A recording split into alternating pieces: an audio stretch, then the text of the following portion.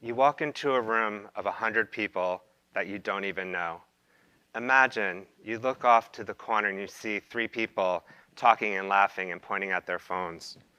Imagine you walk over and you see a big table of popcorn and cheese and crackers and apples and bananas, and everyone's around collecting and filling up their plates with everything they can grab.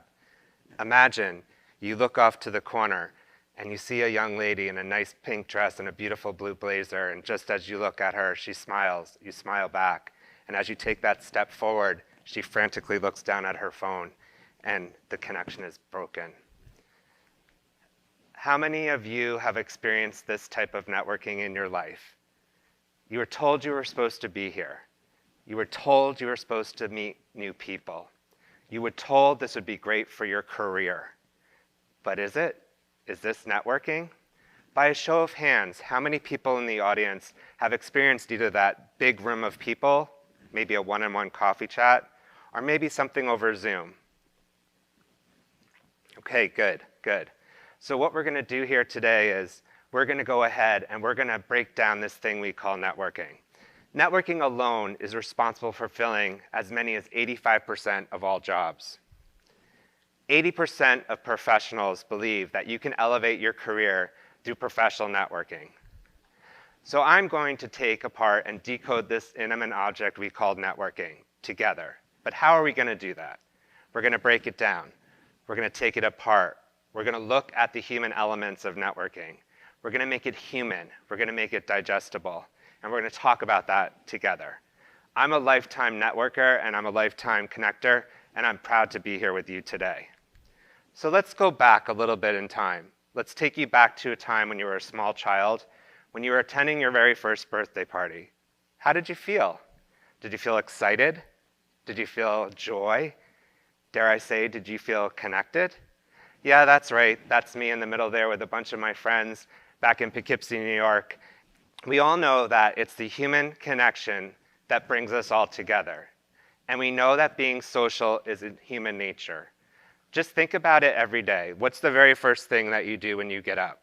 You probably grab your phone, you text a friend, you reach out to a family member, you try to see what's going on, and you actually maybe even book a coffee chat to meet up with someone. But what is a social network? What is a social network?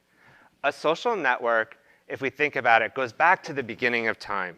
It goes back to the days of the cave people, when they used to meet around fires or in the cave and they would draw on the cave walls. That was their social media.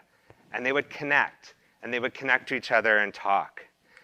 Today, we have different types of tools for connecting. We have something, as an example, as a platform, LinkedIn. LinkedIn has nearly over 800 million members in over 200 countries. And this is our social media tools to connect. I'm going to tell you a story of a young man who I met 2 years ago. He connected with me on LinkedIn, and he shared a personal approach in his approach. He shared that he wanted to connect and have a conversation because he noticed that I was a person who appreciated diversity and inclusion. He noticed that I was approachable through my human brand on LinkedIn. He noticed that I could be someone he could talk to. His reach out in his email was amazing. It got my attention. It was human. It made me want to connect with him. So, given the current circumstances, we had to meet over Zoom. But the very, very first question he asked me was, can I be vulnerable with you? The very first question he asked me was, can I be vulnerable with you? The conversation and the connection that was made in that instant conversation and that question went on to an entire time of mentoring and networking together and to building a relationship. As we look at these stories, I want to share another one with you. Another in-person story with a young man and a student that I met at a coffee shop here in Toronto. He came to the chat with his notebook and a pen. He was prepared, and he sat down with me. He said to me, I took a look at your social networking profile, and I realized in your profile that you really enjoyed working and living in a home that was an old Victorian. I'm curious why you chose to pick that type of architecture and why you've decided to restore a house.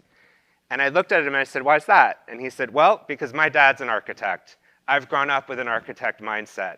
I really appreciate old buildings, and I really appreciate the time and effort that people put into them. So we met on that connection, and we went on to talk about that way before we talked about his interest in jobs and careers and other things. Again, we made that connection, and we made that human connection. As you can tell, changing your attitude and approach by telling a story can actually change the situation. So as we enjoy stories as young children, we also enjoy stories as adults. Why? Because we learn from stories. We learn about the human. We learn about the person we're engaging with. So I'm going to tell you a little bit about a story, another one about myself. And I like to call this story Expect the Unexpected.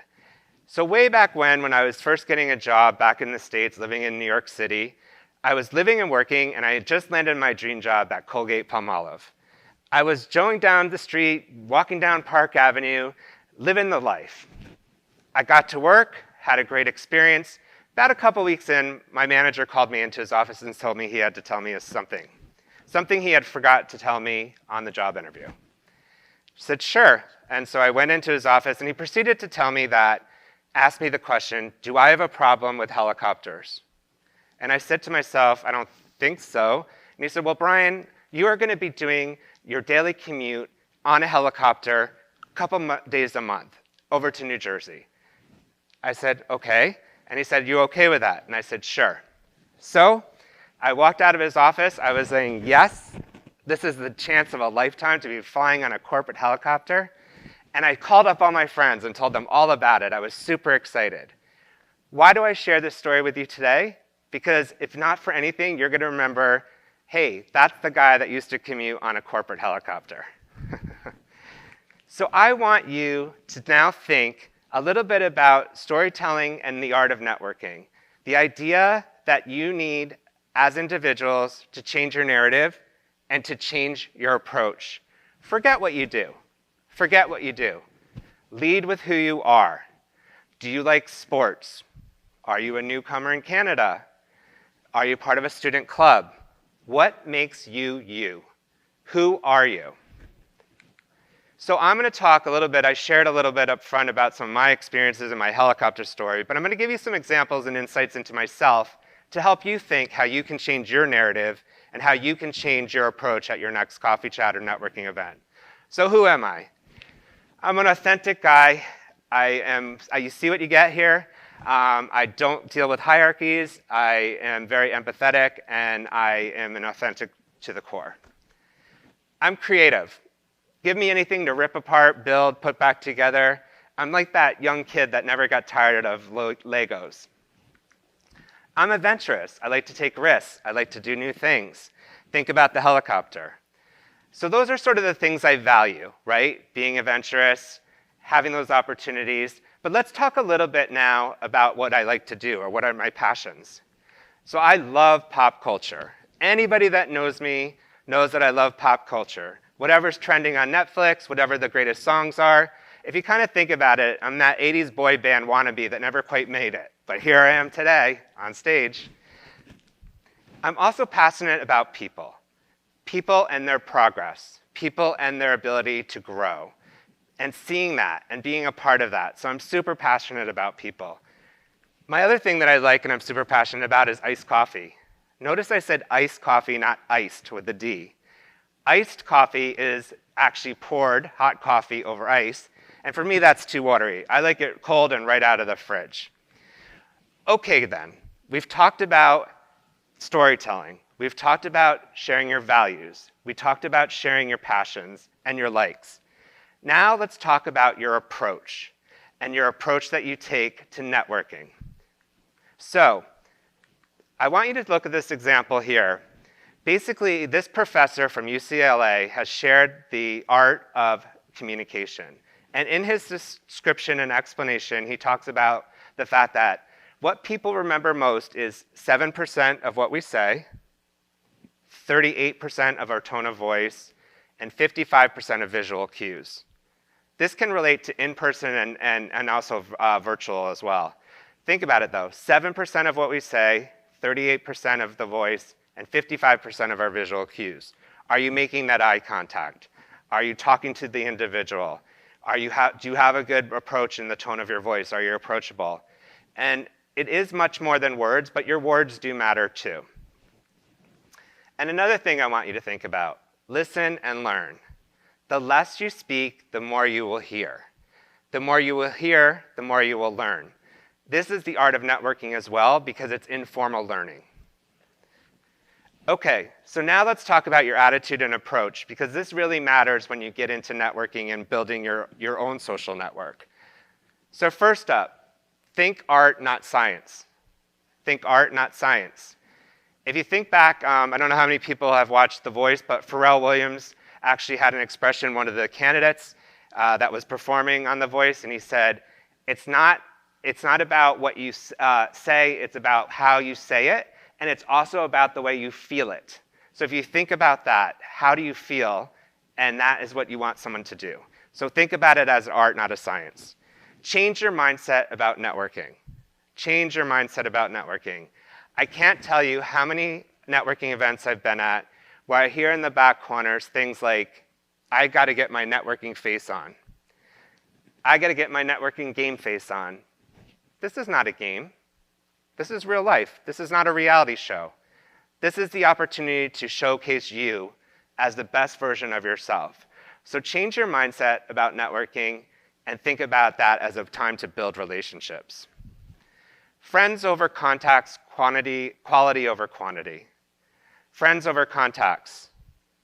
What I mean by that is, as you reach out to people, think about it as not building a contact list of people that you can tap into later.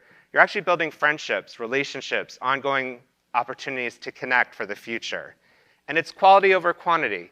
It doesn't matter how many people you know, it's who knows you. And whoever knows you, and then the contacts that they have in their network. So again, friends over contacts, quality over quantity. Focus on your confidence and your networking skills, because networking, it is a skill. It's a skill that brings out many different skills as you learn it. You have to practice it. You have to get comfortable with it. Remember that networking is a two-way street. It's a two-way street, and that you have something to say. You have something to add. You have something to learn.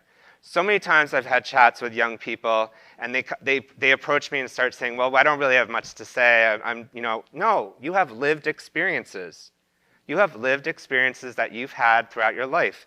Maybe you lived in another country. Maybe you speak 3 languages. That's interesting to me. So remember, networking and communication is a two-way street. I'm going to talk a little bit now about what you shouldn't do. So please do not lead with your resume. When you're in a networking situation and you have time either in a group setting or one-on-one or over a coffee chat, do not lead with your resume. Don't sit there and start to read it. I can look at that later. I want to know, again, who are you? What are your values? What are your skills? What are your interests? What are your passions? We'll talk about what you've done and what you've done in your past, but let's get to know each other. Let's know who you are. Probably pretty obvious, don't use jargon or converse inappropriately. And finally, don't expect a job or a mentor at your first networking event or coffee chat. Yes, I've gotten to the end of a 25-minute coffee chat and was asked if I would be someone's mentor. And it's a little uncomfortable. You haven't yet built that relationship, right? You really have just had that first introduction. If you think about it, it's like asking someone to marry you on your first date. Okay, conversations organically lead to opportunities. What do I mean by this? Opportunities in the terms of not just jobs, but opportunities to further connect, opportunities to meet people in their network, opportunities to learn something. So conversations organically develop in that sense. So as we start to think about wrapping this conversation, I want to take us back to that birthday party. I want to take us back to that birthday party and how you felt. Excited, joy, connected, excited to be there, to meet new people. Remember though, you were just simply being you. You were simply being you with a bunch of friends. You found that storytelling in that incident, and you also had time to find those common grounds with those friends. So if you lead with this mindset as you go out today and look to have meaningful conversations in your social network where you're able to be yourself, you're able to share who you are, just imagine what that will feel like and just imagine where that will take you. Thank you very much.